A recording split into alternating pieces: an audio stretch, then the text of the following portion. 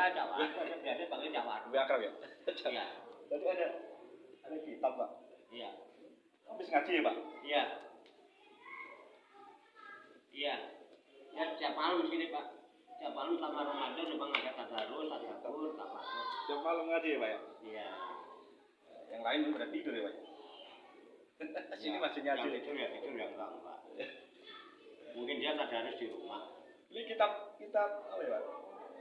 Al-Ibris ya? Al-Ibris fi ma'rifati tafsiril Qur'anil Aziz. Iya. Ini bisa dijelaskan, Pak, tentang kitab Al-Ibris ini, Pak? Oh, Al-Ibris itu artinya gamblang. Jelas. Harusnya jelas. Al-Ibris penjelasan fi ma'rifati untuk mengetahui tafsiril Qur'anil Aziz, tafsirnya Al-Qur'an yang agung, yang Aziz. Itu makna Al-Ibris.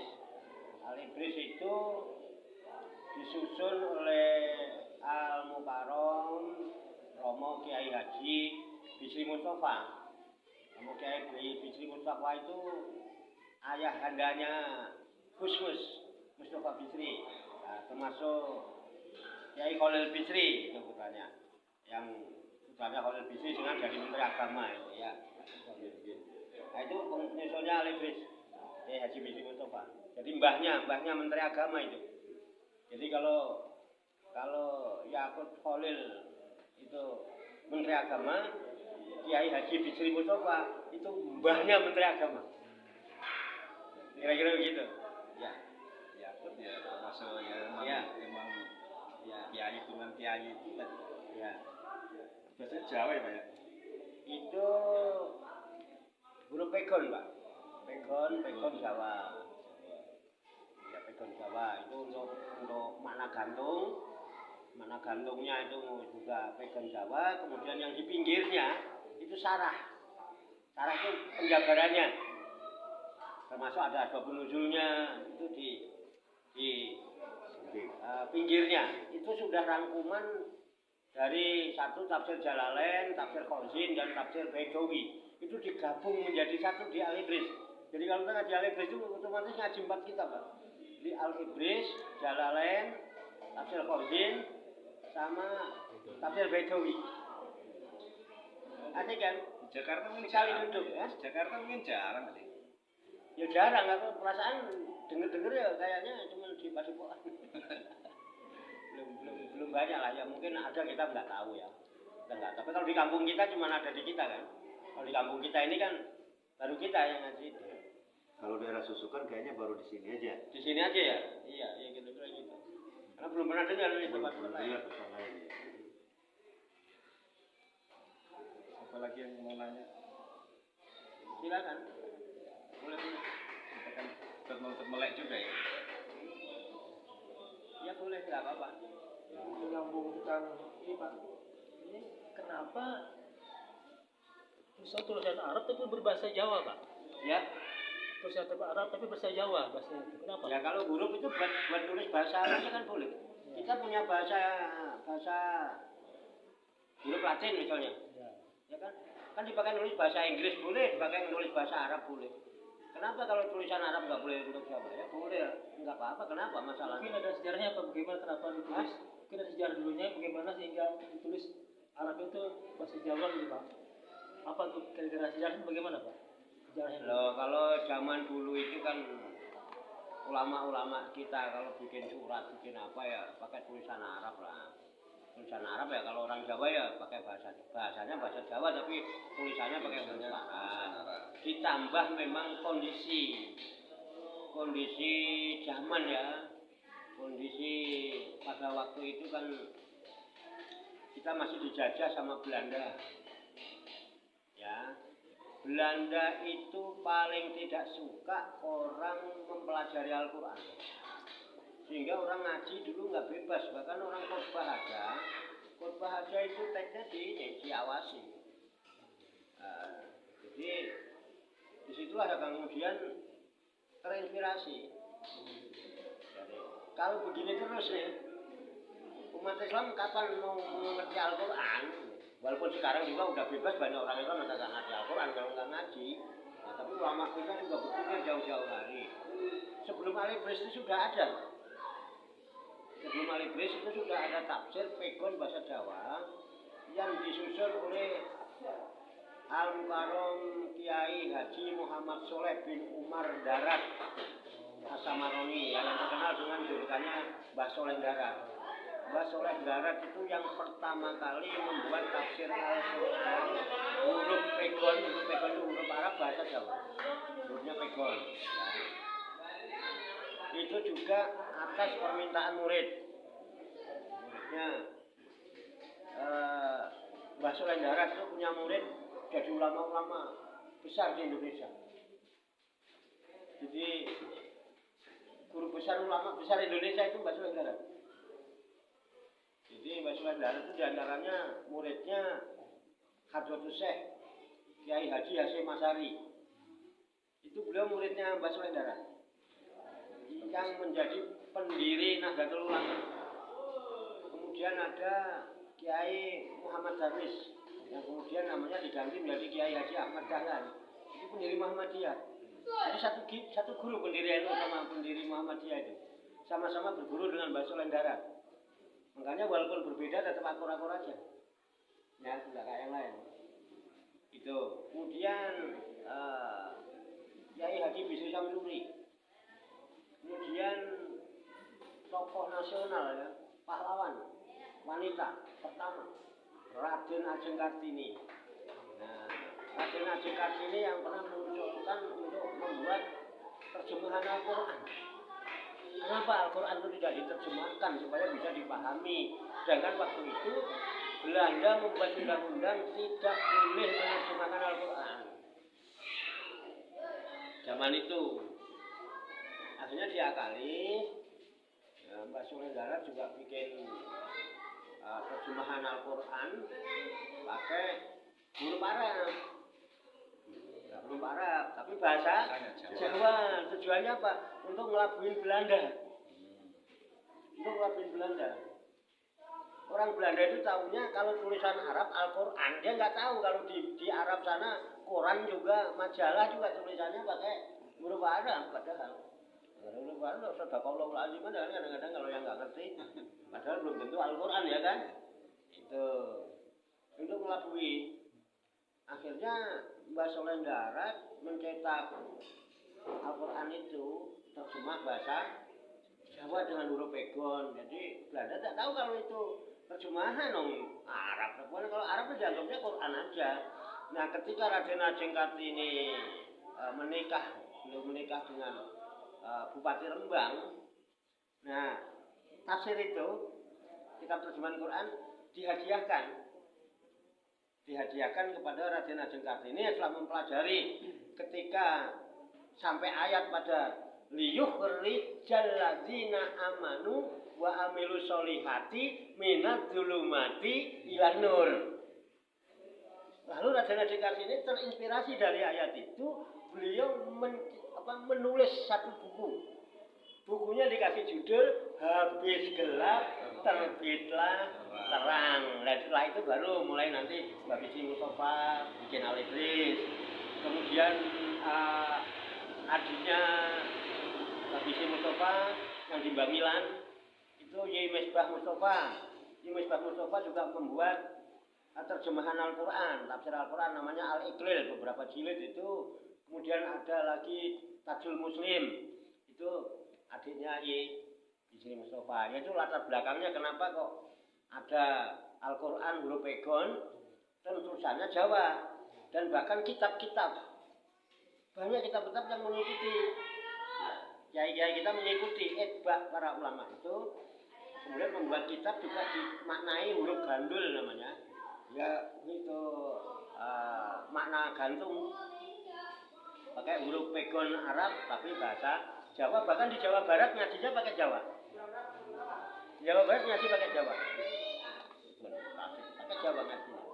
Tabaruk, malah barokah. Jadi itu latar belakangnya kenapa. Dan sampai sekarang masih banyak. Dan bukan itu aja. Sekarang itu ada kitab hurufnya Arab tapi bahasa Sunda. Banyak. Ya, banyak parukunan Sunda. Loba keneh. dari Tasik mah di Kawalu mah. Ya itu latar belakangnya kenapa ada itu untuk mempermudah kita ini. Ya kira-kira gitu Pak. Pak Ustadz siapa? Dedi Pak. Desi ya jadi Mulyana dari Kawalu ya. Saya dari Ciamis Pak. Oh Ciamis, iya itu banyak kita bahasa Sunda. Terima kasih Pak atas penjelasan yang Tapi di pondok itu tetap aja di sana pakai Jawa kan. Iya. Iya baru nanti jelasin pakai bahasa Sunda, baru di bahasa Indonesia kan penjelasan. Jadi baru tahu bahwasanya apa kayak Ahmad Dahlan itu berguru sama Mas Sundar itu ya. Ya, Pakai Ahmad Dahlan itu sama-sama berguru sama. iya, iya. Saya lebih kurang 3 minggu yang lalu, bulan yang lalu saya silaturahmi ke sana, ke Semarang. Tapi cuma di makamnya itu sudah nggak ada. Apa kaum tua apa cuma nggak ada. Terima kasih Pak Naim. Iya, Jelas. Kita emang harus ngerti ya sejarah itu. Oh iya. Ya kita paham. Kan banyak sekarang gempuran-gempuran apa itu paham-paham dari luar yang paham radikal, paham apa banyak banget. Kalau nggak ngerti sejarah repot juga. Banyak. Ya, kita tegas di saat kita tegas harus tegas. Tapi bukan berarti setiap tegas itu radikal kan gitu. Kan kalau mau lembut ya lembut kan gitu ya. Tegas bukan berarti arogan gitu ya. Siap. Ini sampai jam berapa? Terserah. Saya selama masih ada yang harus dilayani saya layani. Jadi intinya ya monggo kalau dikira-kira masih ada manfaatnya saya ya dimanfaatin aja gitu. Hidup ini nyari manfaat Pak. Ya kan? Ya nggak apa-apa. Nah, ini ada mungkin hubungannya warasatul anbiya dan ada ulama kan, ada ulama warasatul anbiya, Ya. ada ulama asuk. Nah, mungkin ulama warasatul anbiya itu yang bagaimana itu? Ya ulama warasatul anbiya itu ya waros itu kan waris ya. Yang namanya ahli waris itu biasanya orang-orang yang mempunyai ikatan. Nah, ahli waris secara umum itu orang-orang yang memiliki ikatan nasab. Nasab itu garis keturunan. Ya. Jadi ahli waris Rasul ya garis keturunannya Rasul itu ahli waris Rasul kan gitu. Tapi kalau tentang keilmuan, nah Rasul kan tidak mewarisi kekayaan. Ya kan? Tapi yang diwariskan oleh Rasul adalah ilmu. Sehingga ada orang yang mewarisi ilmunya para Rasul disebut ulama. Ulama yang warasatul anbiya ya ulama-ulama yang benar-benar memegang amanat.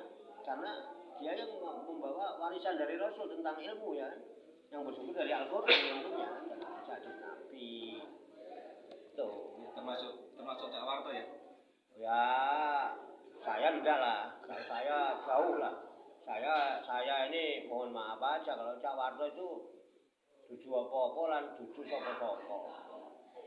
Mung desa-desa ya kan? Sadermo kawula. Kang pikir miskin, bodoh, asor lah gitu. Cuman karena saya kepengen baik, nggak kepengen yang menjadi yang terbaik tidak. Hidup ini tidak perlu pengen jadi yang terbaik.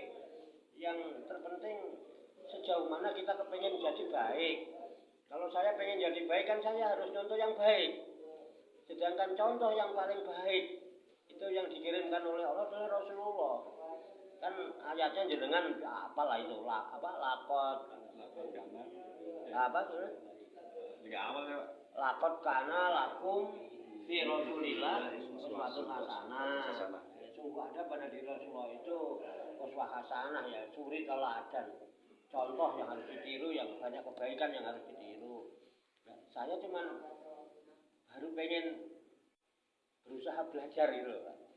Ya mungkin ya hanya seberapa persen lah, mungkin 0,0000% saya kepengen berusaha untuk mencontoh sosok yang memiliki teladan yang baik karena saya kepengen jadi orang baik gitu loh.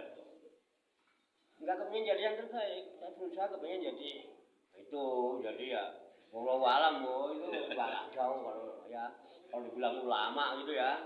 Ya Cak Warto gitu aja. Cak Warto. Cak Warto. Ulama yang di Nahdlatul Ulama itu ulama. Majelis Ulama itu tempatnya ulama-ulama. Padepokan ulama. Cak Warto gitu aja. Wiro-Gio gitu ya boleh. Ya itu apa? Pokoknya terserah lah. Sebutan apa saya enggak begitu itu Pak, enggak perlu berpikir. Orang mau memberikan sebutan apa kepada saya suka-suka lah, terserah kalau cuma sebutan manusia itu ya temporer lah. Ya mau disebut apa, malah saya kadang-kadang sering dipanggil kiai itu kadang-kadang aku ngelus jodoh dalam hati, tapi ya kebangetan temen aku panggil kiai, cuman kadang-kadang begitu saya teringat simbah saya, ya simbah saya itu cuma petani Pak. Ya petani ya kerjanya macul, nguluku, ya garap sawah, kemudian ya kadang angon Pak, ngarit. Itu semua manggil yai. Tempat yai. Saya juga manggil yai. Yang ngerasa kenapa yai? Manggilnya yai itu, mbak saya kan manggil yai. Mbah putri saya manggilnya juga nyai. Ya wis ora apa-apa aku dipanggil yai. Aku wis tuwa. Orang saya juga dia panggil yang sama cucu saya lah. Kalau ada orang manggil saya kiai wajar karena di kampung saya manggil mbah saya juga kiai. Orang-orang masyarakat manggil mbah saya juga kiai. Kalau saya ingat itu, saya legowo enak nggak apa-apa. Memang saya udah tua, dipanggil kiai wajar. Bukan berarti kalau kiai terus wah seperti yang dibayangkan orang yang enggak lah ya. Harus diakui atau enggak, diakui atau tidak diakui ya. Saya itu udah dipanggil yai itu karena memang saya mbah. Di kampung saya makanya di Jawa Tengah, Jawa Timur itu kuburan itu hampir banyak kiai yang banyak. Ya Pak ya, kiai pulang. Berarti meninggal sudah mbah itu, sudah sepuh. Kalau yang kiai gitu. Jadi kiai itu sebutan orang-orang sepuh kalau di Jawa. Di kampung saya juga begitu. Cuman kadang-kadang saya ngedon nek kelingan di Jawa Tengah. Di Jawa Tengah itu ada namanya Kiai Slamet. Kerbo Pak. Aku kok dipadano kerbo aku yang kadang-kadang wah ini itu. Terus ada lagi ya Kiai Pleret. Itu tumbak Pak. Tumbak Kiai Pleret. Ada lagi Kiai Bromo Setan Kober. Itu keris. Kerisnya Aryo Penangsang. Makanya saya nggak begitu ini sih sebetulnya.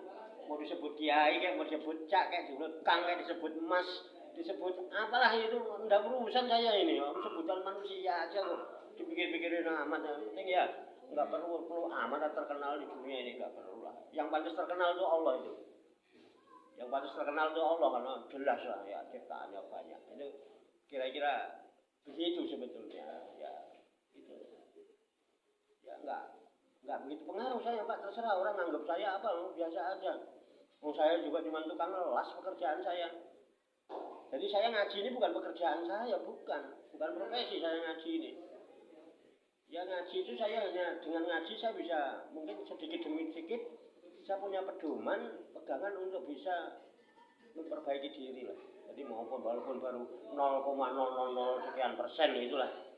Kita udah berusaha segitu semampu kita tetap aja kembali kepada la haula wala quwata illa billahil aliyil azim. Kira-kira gitu, Pak.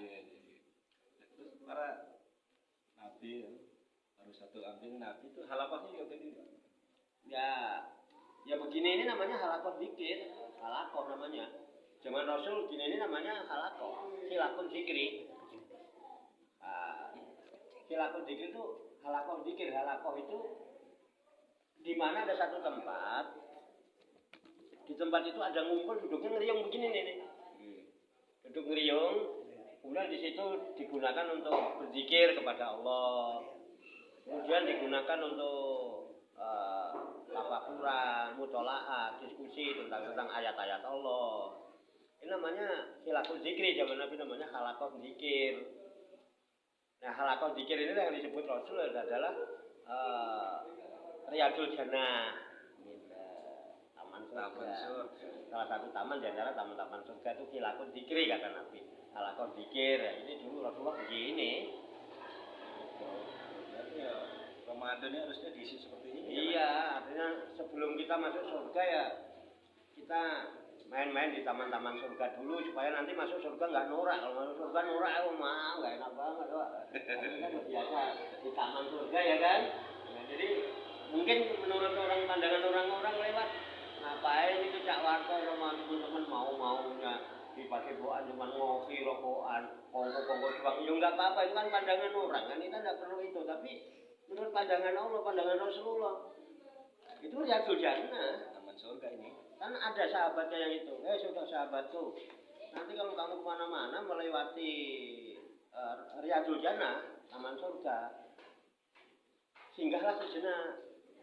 Sahabat tanda tanya, taman surga, di mana kan kita mendapatkan taman surga di dunia kan? Kalau masuk ke surga itu harus mati dulu, kita masih hidup. Di mana mendapatkan taman surga? Nah, Rasulullah jawab ketika ditanya, di mana taman surga aku dapati? Jadi Riyadul Jannati di dunia silakut zikri. Taman surga di dunia itu adalah halaqah zikir, di mana ada satu tempat di situ orang duduk ngeriung, kemudian di ngeriung digunakan untuk berzikir pada Allah, membahas tentang mutolaah, memikirkan tentang ayat-ayat Allah. Itulah disebut halaqah zikir, dan halaqah zikir itu disebut dengan Riyadul Jannah oleh Rasulullah. Ya mudah-mudahan kita begini ini termasuk orang-orang yang digolongkan oleh Rasulullah yang berada di Riyadul Jannah gitu. Berarti rondanya ntar aja jam 3 atau jam 4 sekalian sahur. Sekarang kan lagi di taman surga nih. Jadi kalau di surga itu nggak ada galau, Pak. Nggak ada galau, nggak ada khawatir, nggak ada resah, nggak ada risau di surga. Nggak ada hasut, Pak. Nggak ada kedengkian, nggak ada kebencian, nggak ada. Orang aja seneng aja begini. Aduh, enak lah. Gowo, enjoy Pak ya? Enjoy. Saya sih rokok saya enjoy. Enjoy sama Pak, ini saya enjoy rokok. Nah, kita enjoy. Ini rokok produk dari Tursin. Tursin ini dulu dari Kiai Haji Abdul Malik Madura. Nah, di Malang itu ada. Itu ada. Produk sini herbal Pak. Ini untuk imam-imam sholat, Pak ngimamin yang suaranya itu ini bisa melonggarkan napas. Saya udah coba kan. Saya dikasih Pak Ustaz Dedi tadi nih. Di taman surga harus enjoy nih. Rokoknya. Ayo gitu ya. Enjoy aja kita. Iklan. Iklan Pak. Kayak di TV aja ada iklannya. Apa? Jadi kalau produsen SIM ngelihat ini, wah seneng dia. Wah iklannya enjoy.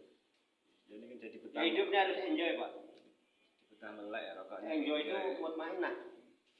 Nah syaratnya masuk surga jiwanya harus enjoy. Enjoy tenang. Jiwanya mutmainah. Ya ayat Tuhan nafsul mutmainah. Irji ila robbiki radiyatan mardiyah fadkhuli fi ibadi wadkhuli jannati. Ya itu iya. Ya. Silakan. Mau tanya lagi ya, mumpung lagi di lakukan zikir di taman surga. Kita kan udah di taman kita bisa masuk surga. Ya kita latihan. Kan kita kepengen masuk surga ya, kalau kita latihan itu dulu di dunia. Kalau nggak latihan jadi ahli surga nanti gimana? Itu menyebutkannya apa yang mau ditanyakan? Oh, silakan. Cuman yang banyak ditanya orang itu tentang ikhlas ya Pak ya. Soalnya banyak juga yang ikhlas itu masih bingung ya tentang ikhlas itu. Kadang-kadang saya ikhlas banget, saya ngasih ini, ikhlas saya gitu. Tapi kadang dikatakan tidak ikhlas ya. Tidak ikhlas itu ya bagaimana Pak? Ikhlas. Wah panjang loh cerita ikhlas.